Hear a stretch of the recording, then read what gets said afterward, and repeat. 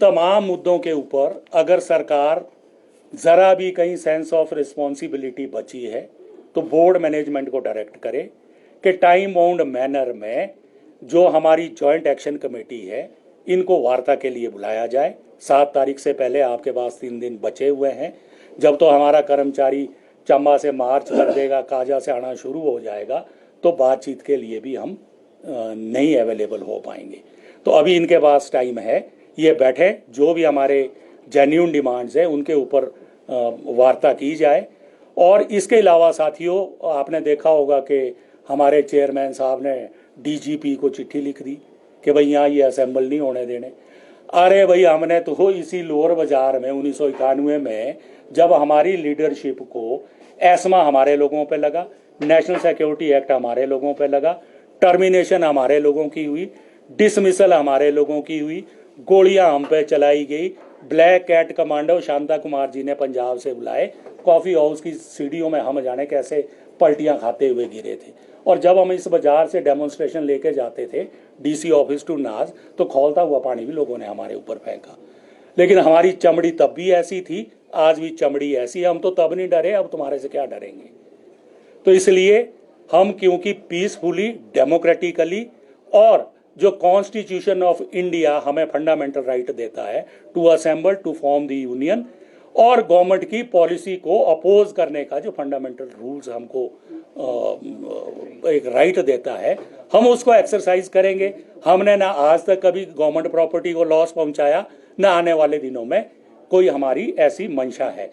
लेकिन हम तमाम उन साथियों से भी जो हमारे जॉइंट एक्शन कमेटी के साथी हैं, पूरे प्रदेश भर से जो आ रहे हैं, हम उनसे भी अपील करना चाहेंगे आपके माध्यम से कि सरकार से के दुष्प्रचार से और मैनेजमेंट के दुष्प्रचार से वो लोग भ्रमित ना हो। 7 तारीख का कार्यक्रम आप लोग देखेंगे। It is going to be a very historical agitation in the history of the trade union of Himachal Pradesh. मैं ज़्यादा बात ना कहता हुआ, हमारे सीनियर साथी हमारे बीच में हैं, मैनेजमेंट है, ये सरकार की आंखों में भी धूल झोंक रही है। जो साथियों 315 करोड़ का जो इशू है, दरअसल ये रिन्यूएबल एनर्जी सर्टिफिकेट इन्होंने पिछले फाइनेंशियल ईयर में सेल आउट किए हैं। अब जो हमारा बिजली बोर्ड का जो, जिसको हम एक्यूमुलेटिव लॉस कहते हैं, दैट इज 3742 करोड़। अब ये 3742 करोड़ में से अगर 315 करोड़ हम लेस भी कर दें तो भी आपका 3400 करोड़ का तो घाटा अपनी जगह में खड़ा है ही है। अगर इसको दूसरी टर्म में मैं एक्सप्लेन करूं तो जो आपकी कॉन्ट्रैक्टर्स प्लस आपकी पेंशनर्स की जो लाइबिलिटी है, करंट लाइबिलिटी, ये लगभग 500 करोड़ 510 करोड़ के आसपास का अमाउंट है। तो अगर ये 315 करोड़ रुपए भी ये दे दें तभी तो 200 करोड़ का घाटा ही है। तो या तो सरकार को ये फिगर समझ नहीं आ रही है, या बोर्ड मैनेजमेंट ने अपनी जो बैलेंस शीट है उसको दुरुस्त करने के लिए एक फिगर की जगलरी की है। लेकिन अल्टीमेटली ये जो हमारा 7 तारीख का आंदोलन है, जो पूरे प्रदेश से हमारे जॉइंट एक्शन कमेटी के तमाम जो इंजीनियर्स हैं, आपके दूसरे लोग हैं, वो इसमें शामिल होने आ रहे हैं, उसको डाइल्यूट करने की एक टैक्टिस गवर्नमेंट की हमें इसके पीछे लगती है। लेकिन ये बात सही नहीं है कि बिजली बोर्ड को 315 करोड़ का फायदा हुआ। और साथियों, इसमें भी मजे की बात यह कि जिस भी कंपनी का 400 करोड़ का एनुअल टर्नआउट होता है, उनको 30% तो टैक्स देना होता है, 1.4% का उनको सेस देना होता है। अगर 30% प्लस 1.4% का हम अमाउंट इंक्लूड करें तो 315 करोड़ में से 98 करोड़ तो यही चला गया। तो इसका मतलब कहीं ना कहीं कर्मचारियों को भी बेवकूफ़ बनाया जा रहा है, हिमाचल सरकार को भी, मौजूदा जो बोर्ड मैनेजमेंट है, ये कहीं ना कहीं सरकार की आंखों में भी धूल झोंकने का काम कर रही है। और इसका हम लोग, अगर है तो हमें पैसे दे दो, हमारा बकाया दे दो, हमको कोई पागल कुत्ते ने थोड़े काटा है। इस उम्र में जो लोग रिटायर हो चुके हैं, हम क्यों सड़कों पर धक्के खाएंगे? आप हमारा जो बनता है वो दे दो। और दूसरी तरफ हम देखते हैं कि हिमाचल प्रदेश सरकार अपने कर्मचारियों को जैसे ही वो रिटायर हो रहे हैं तो लीव इनकैशमेंट और ग्रेजुटी का लाभ वो साइमल्टेनियसली पे कर रहे हैं। हमारे यहाँ जो 24 के रिटायरी हैं, उन साथियों को आज तक लीव इनकैशमेंट और ग्रेजुटी का लाभ नहीं मिला है। ये सारी चीज़ें हैं। दूसरे डीए का इशू है।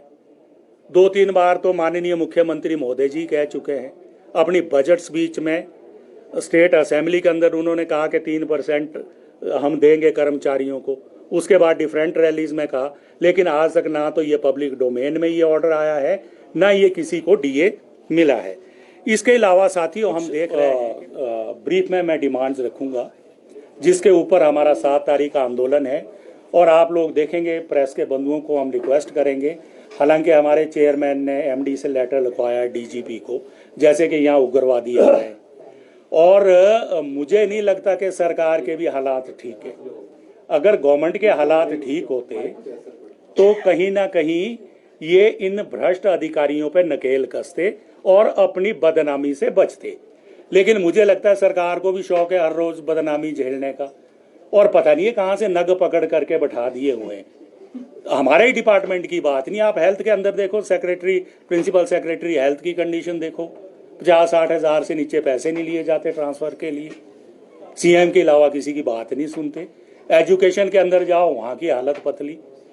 तो ये जिस तरह से प्रदेश का बंटाधार करने पे तुले हैं, हम तो प्रदेश के तमाम कर्मचारियों से ये अपील करते हैं कि हम लोग तो लड़ ही रहे हैं। हमने तो 91-92 की भी हड़ताल की, ठीक है ना, उससे पहले कैपिटल अलाउंस की भी हड़तालें की। हमारा तो ये संघर्षों का एक इतिहास है। हम तमाम प्रदेश के कर्मचारियों से भी ये निवेदन करते हैं, कारपोरेट सेक्टर कोऑर्डिनेशन कमेटी ने ओपनली हमको सपोर्ट किया है, तो हम उम्मीद करते हैं कि जो सोए हुए एनजीओज के लीडर हैं, क्योंकि एनजीओज में तो कोई डेमोक्रेटिकली तो कोई प्रधान बनता नहीं, जो सरकार बनती है वो कान से पकड़ के प्रधान बना देती है। 5 साल पूछती, फिर 5 साल वो बोलते हैं कि मान्यता दो मान्यता दो, उतने में सरकार की मान्यता रद्द हो जाती है, फिर अगली 5 साल के लिए कोई नया आ जाता है। तो हम उनसे भी अपील करेंगे कि अगर आप कर्मचारियों का सही प्रतिनिधित्व करते हैं तो जो आपके सेक्टर के कर्मचारी हैं उनके जो लेजिटिमेट इश्यूज हैं, आप उसके ऊपर आंदोलन में हमारा साथ दो, और इस भ्रष्ट तंत्र को उखाड़ने में हम लोग मिल करके प्रयास करते हैं। तभी ये प्रदेश भी बचेगा और प्रदेश का कंज्यूमर भी बचेगा, और प्रदेश का ये जो इतना बड़ा इंफ्रास्ट्रक्चर लोगों ने शहादतों से बनाया है, हमारे तो लोग इसमें हर रोज आप देखते होंगे कोई ना कोई खबर छपती, आज लाइनमैन लटक गया, आज टीममेट लटक गया, तो ये तभी बचेगा। मैं छोटी छोटी डिमांडें हैं, इनको रखना चाहूँगा। नंबर 1 के बिजली बोर्ड में भी सरकार की तर्ज पे पुरानी पेंशन बहाल की जाए। दूसरे जो हमारे कन्वीनर और को कन्वीनर हैं जॉइंट एक्शन कमेटी के, उनको जो गवर्नमेंट ने चार्जशीट किया है, उनकी चार्जशीट को बिना कंडीशन वापस लिया जाए और उनकी पोजीशन को बहाल किया जाए जो उनको ट्रांसफ़र किया गया है। और इसके अलावा जो आउटसोर्स एम्प्लॉई हैं, चाहे वो बिजली बोर्ड के अंदर है या स्टेट के अंदर है, हम तो बोलते हैं उनके लिए भी एक पॉलिसी बने। और जो बिजली बोर्ड में इन्होंने आउटसोर्स के हमारे जो वर्कर हैं उनको निकाला है 15-15 साल नौकरी करने के बाद, 81 अश्विनी कितने थे, 81 आउटसोर्स के जो ड्राइवर्स थे उनको निकाला है। 51 इंजीनियर्स की पोस्टें ख़त्म की है, उनको भी आप रिस्टोर करें। और दूसरा जो रिक्रूटमेंट का इशू है, मेजर इशू, जिसमें 1080 पोस्टों की तो हिमाचल सरकार की स्वीकृति है, 3 साल में एक भी पद नहीं भरा गया। तो आज जब बिजली बोर्ड के अंदर 6 लाख कंज्यूमर होते थे तो 43,000 कर्मचारी थे, आज 28 लाख कंज्यूमर है तो आपके पास 13,000 कर्मचारी बच गए। यही एक वजह है कि आपके फैटल और नॉन फैटल एक्सीडेंट का जो है रेट इंक्रीज हो रहा है। तो इन पोस्टों पे भी तत्काल भर्ती करने की प्रक्रिया को प्रारंभ किया जाए। दूसरा, अब तो 315 करोड़ आ ही गए, अब तो हमारी मांग और तेज होगी कि जब बिजली बोर्ड के पास 315 करोड़ रुपए के सरप्लस फंड्स हैं तो जितनी भी रिटायरीज की, पेंशनर्स की जो देनदारियां हैं, चाहे वो मेडिकल रिम्बर्समेंट क्लेम्स हो, रिटायरमेंट ग्रेच्युटी हो, चाहे वो उनके लीव इनकैशमेंट का इशू हो, वो तत्काल इसकी पेमेंट की जाए। और दूसरा साथियों, जब 2010 में बिजली बोर्ड को रीऑर्गेनाइज किया गया, या ट्राइफर्केशन हम इसको कहें, तो उस वक्त हिमाचल प्रदेश के अंदर केरला पैटर्न को अडॉप्ट किया गया कि एज ऑन दैट डेट जो भी बिजली बोर्ड के पास उसके एसेट्स थे, चाहे वो जनरेशन के अंदर थे, ट्रांसमिशन के अंदर थे, या आपके जनरेशन के अंदर थे, उसमें ट्राईपार्टाइट एग्रीमेंट हुआ है government of HP, board management and union. इसके बीच में एक एग्रीमेंट हुआ है कि इसको छेड़ा नहीं जाएगा। आज बात क्या हो रही है कि 60 केवी एंड एबव की ट्रांसमिशन लाइंस आप एचपीटीसीएल को दो। भाई वो तो साले वो तो लोन खा के बैठ गए एडीबी का, और ऐसी ऐसी जगहों में उन्होंने सब स्टेशन बना दिए जहां पावर प्रोजेक्ट ही नहीं है।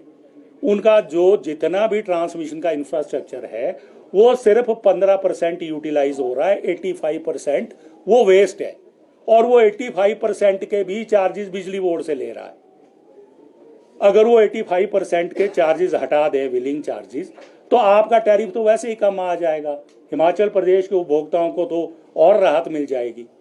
तो इसलिए उस जो ट्राईपार्टाइट एग्रीमेंट हुआ है 2010 में, प्रेजेंट गवर्नमेंट और प्रेजेंट मैनेजमेंट उसको भी ऑनर करे, उसके साथ कोई छेड़ाखानी नहीं की जाए, और जो हमारे पास एसेट्स है उनको एज इट इज बिजली बोर्ड के पास रखा जाए। इसलिए भी मीडिया का थैंकफुल करते हैं कि जब जब भी बिजली बोर्ड ने आज तक आंदोलन किया तो आप लोगों ने उसको पूरी एक स्टेट वाइड कवरेज दी है, जिसके लिए न केवल बिजली बोर्ड का कर्मचारी अपितु हिमाचल का कंज्यूमर भी, जो आपके माध्यम से अवेयर हुआ है, वो भी आपका धन्यवाद करता है। साथियों, जैसा कि आप लोग जानते हैं, मैं 2 शब्दों में थोड़ा सा आपको इंट्रोड्यूस करा दूं कि बिजली बोर्ड 1/9/1971 को एग्जिस्टेंस में आया, और उसी महीने में बिजली बोर्ड के अंदर एचपीएसईबी एम्प्लॉयज़ यूनियन नाम का एक संगठन बनाया गया। तब से लेकर अब तक लगातार कर्मचारियों के जो भी लेजिटिमेट इश्यूज हैं, जो भी उनकी जेन्युइन डिमांड्स हैं, वो इस प्लेटफॉर्म के माध्यम से उठाई गई है। इसके अलावा जो बिजली बोर्ड में आज आप देखते हैं कि 100% इलेक्ट्रिफिकेशन के एक टारगेट को अचीव किया गया, जो 1980s में ही हिमाचल प्रदेश ने अचीव कर लिया, वो भी क्रेडिट यहाँ के हार्ड वर्किंग एम्प्लॉय को जाता है, जिस वजह से आज काजा हो, आपका भरमौर हो, किन्नौर हो, हर इंटीरियर एरिया में इलेक्ट्रिफिकेशन हुई है। ये जो रिसेंट जो हमारा ये प्रोटेस्ट शुरू हुआ है साथियों, आप सभी लोग इससे भली भांति परिचित हैं कि हिमाचल प्रदेश के अंदर हमने पूर्व सरकार के खिलाफ पुरानी पेंशन बहाली का एक मसला उठाया, जिसमें पूरे प्रदेश के तमाम बोर्ड, कॉरपोरेशंस और गवर्नमेंट सेक्टर के जो एम्प्लॉयज़ थे, उन लोगों ने सड़कों पे आकर के आंदोलन किया। लेकिन साथ ही मैं आपको ये भी बताना चाहूँगा कि इस आंदोलन की अगुवाई एक जो न्यूक्लियस था वो बिजली बोर्ड के कर्मचारी रहे हैं, और सरकार का आप देखेंगे, इनका घोषणा पत्र भी उठा करके देखेंगे, और गवर्नमेंट की जो 10 गारंटीज़ हैं उनको भी अगर आप डीपली स्टडी करें तो आप देखेंगे कि सरकार ने खुद इस बात को कहा था अपने घोषणा पत्र में और गारंटी में कि हम हिमाचल प्रदेश के कर्मचारियों को पुरानी पेंशन बहाल करेंगे।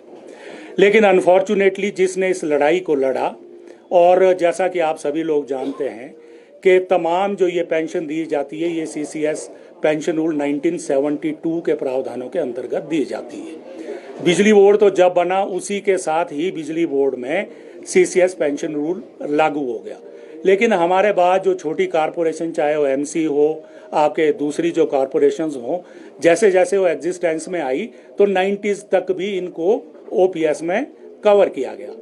लेकिन ना तो सरकार की गारंटी में ये कहीं लिखा था, न सरकार के घोषणा पत्र में ये बात का जिक्र था कि बिजली बोर्ड के अलावा हम सबको पेंशन देंगे। सरकार का क्लियर कट था कि सबको पेंशन देंगे, लेकिन अनफॉर्चुनेटली हमारे लोगों को वो ओल्ड पेंशन का लाभ आज तक नहीं मिला। नट शेल में अगर कहा जाए तो जो हमने कैलकुलेट किया है तो हमारे लगभग 6500 कर्मचारी इस वक्त ऐसे हैं जिनको पुरानी पेंशन का लाभ मिलना है। अगर हम इसका फाइनेंशियल इम्प्लीकेशन वर्कआउट करें तो it works out approximately 12 crore per month.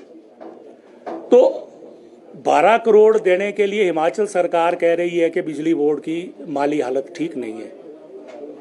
हम सरकार से ये पूछना चाहते हैं कि सरकार अपने विभागों में जिन कर्मचारियों को पुरानी पेंशन बहाल कर चुकी है, 1,36,000 कर्मचारी जो सरकार दावा कर रही है, क्या उन विभागों के आर्थिक हालात ठीक है?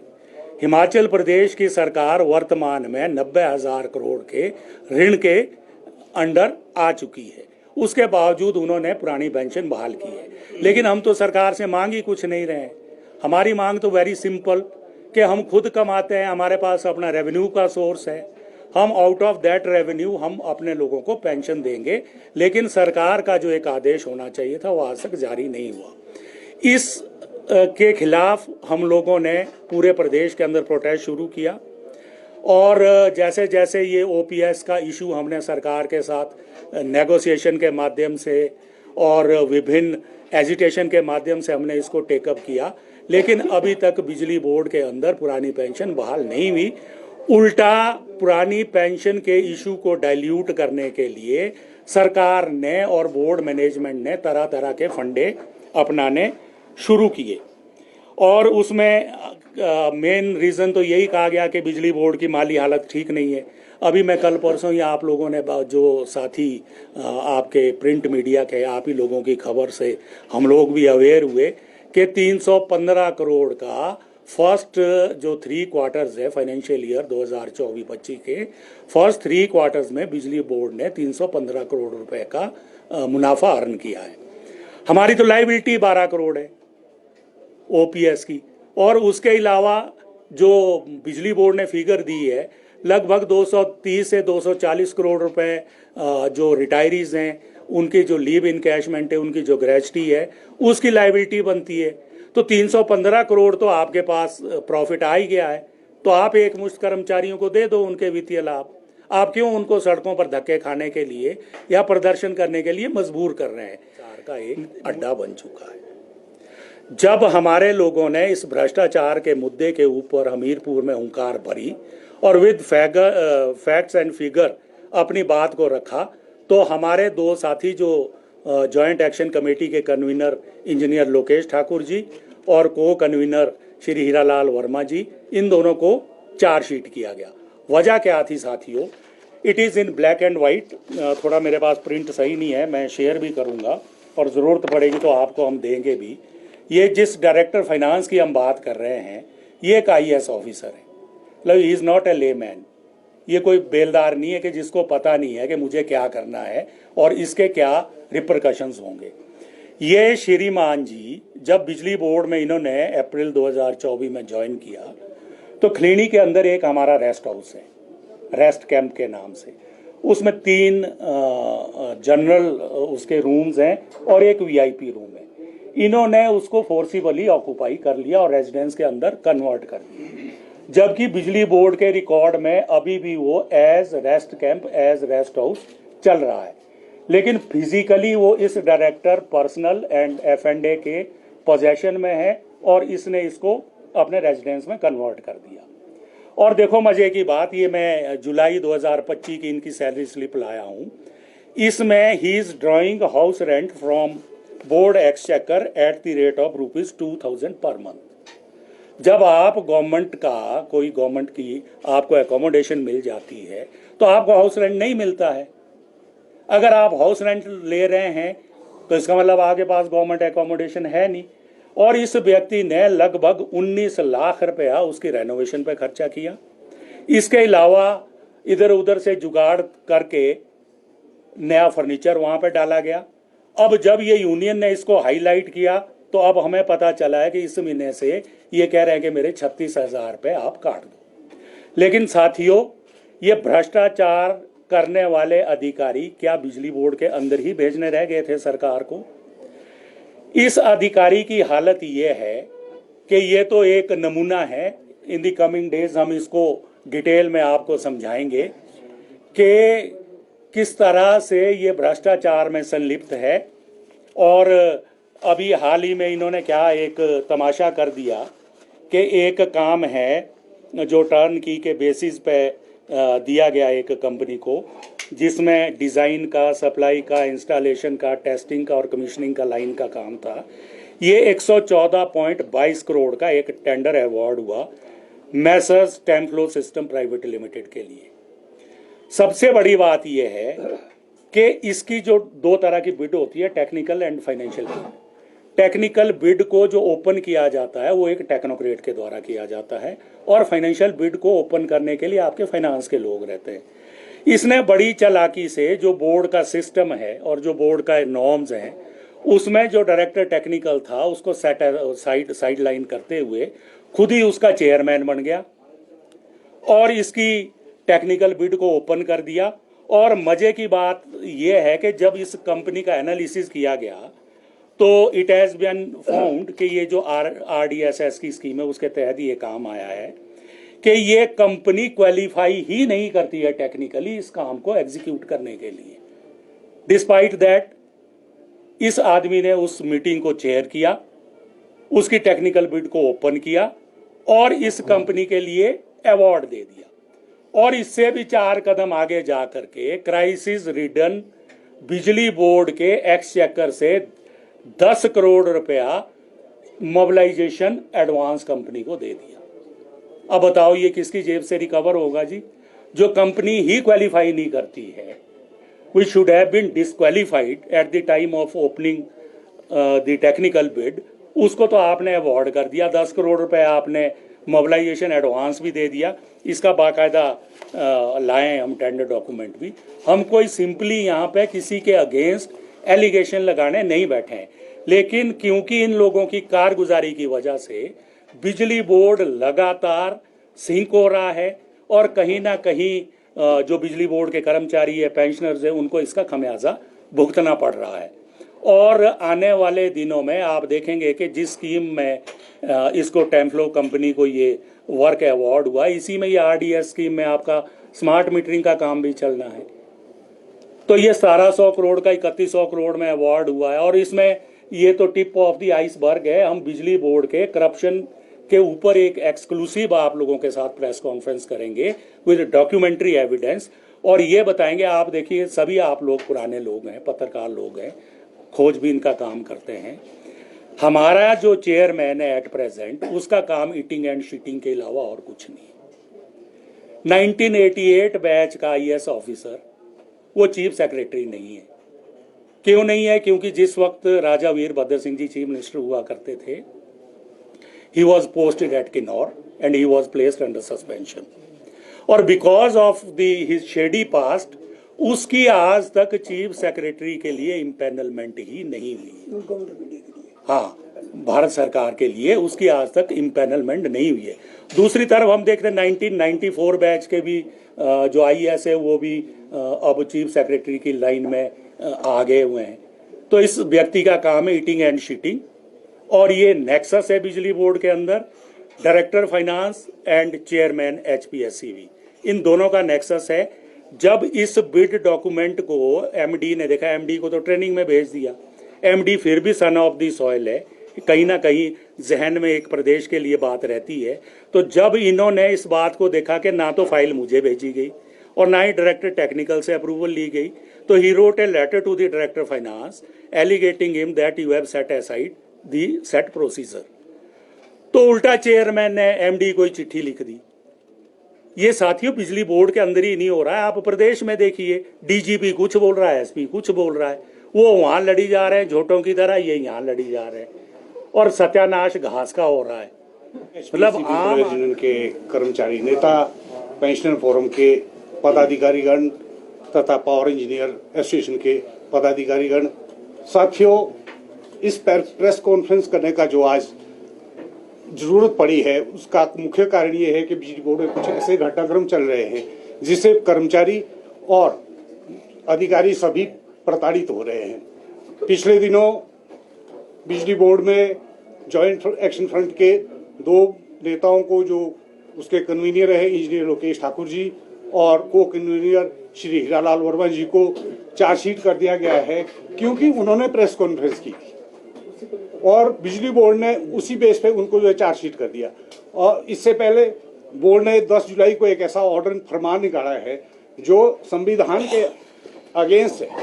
संविधान हमें ये अधिकार देता है, ये हमारा मौलिक अधिकार है कि हम अपनी बात किसी भी प्लेटफॉर्म से रख सकते हैं लोकतंत्र में, परंतु बिजली बोर्ड ने एक ऐसा आदेश जारी कर दिया जिसमें ये प्रतिबंध लगा दिया कि आप बिजली बोर्ड के किसी भी कार्यालय के कॉम्प्लेक्स में किसी भी तरह की कोई गेट मीटिंग और रैली नहीं कर सकते, जो कि हमारे अधिकारों पर एक कुठाराघात है। और ट्रेड यूनियन भी हमें इस चीज के लिए अलाउ करती है कि हम अपने बात रखने के लिए कहीं पर भी अपने कॉम्प्लेक्स में रैली कर सकते हैं, धरना कर सकते हैं, गेट मीटिंग कर सकते हैं। इस पर भी इन सभी चीज़ों के ऊपर आज सभी लोगों को, पेंशनर्स को, पावर इंजीनियर एसोसिएशन को, बाकी जो लोग कर्मचारी कार्य कर रहे हैं उनको भी इसके बारे में अपना रोष व्यक्त किया है। और इसी संदर्भ में इसके रिजेंटमेंट में हम जो है एक स्पेशल मांग पत्र लेकर के 7 तारीख को कुम्हार हाउस में धरना देने जा रहे हैं, जिसमें सारे पेंशनर्स,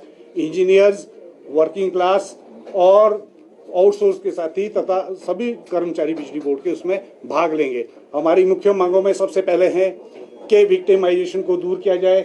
जो जॉइंट एक्शन फ्रंट के नेताओं को चार्जशीट दी गई है उसको इमीडिएट विड्रॉ किया जाए और उनको जो है बहाल किया जाए, उनका स्टेटस जिस स्टेटस में वो है। दूसरी मांग थी कि ओपीएस के लिए नीति बनाई जाए और इसमें डिटेल में आपको डी.के. शर्मा जी इसको एलोबरेट करेंगे।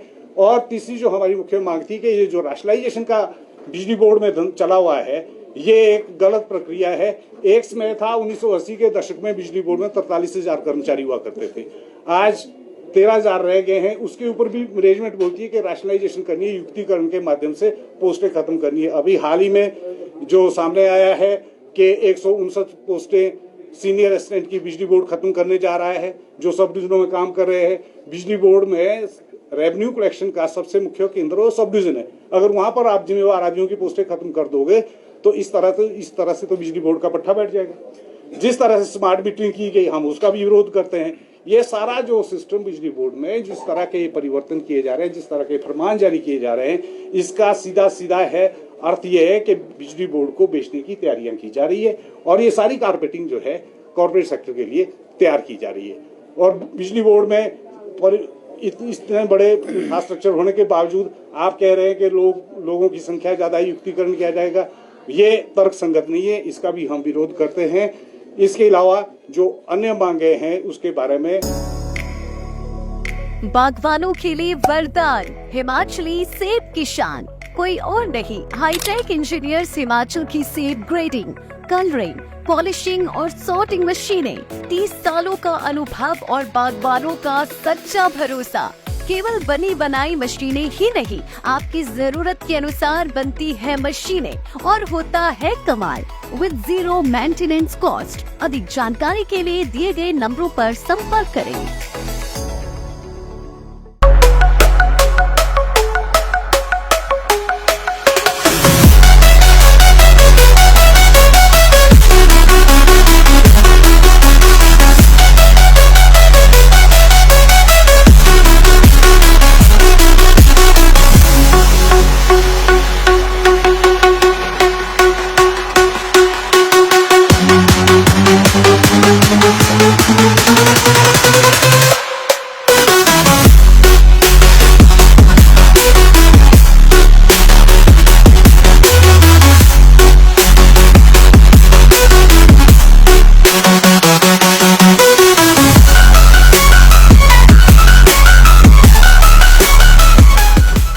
त्योहार के इस सुहाने सीजन में गोयल मोटर्स नेटवर्क की सोलन और शिमला से नेक्सा शोरूम में पाई इंडिया की सबसे पसंदीदा गाड़ियों पर खास ऑफर। इग्निस, बिलेनो, फ्रॉन्स, जिमनी और ग्रैंड विटारा जैसी शानदार गाड़ियों को खरीदने का साल का सबसे बेहतर वक्त। नेक्सा का खास ब्लैक एडिशन उपलब्ध है। सभी तरह की गाड़ियों से एक्सचेंज और अपग्रेड ऑफर भी, तो देर किस बात की, आज ही सोलन या शिमला में गोयल मोटर्स के नेक्सा शोरूम में पधारे और पाए कार खरीदारी का एक कभी ना भूलने वाला सुखद अनुभव।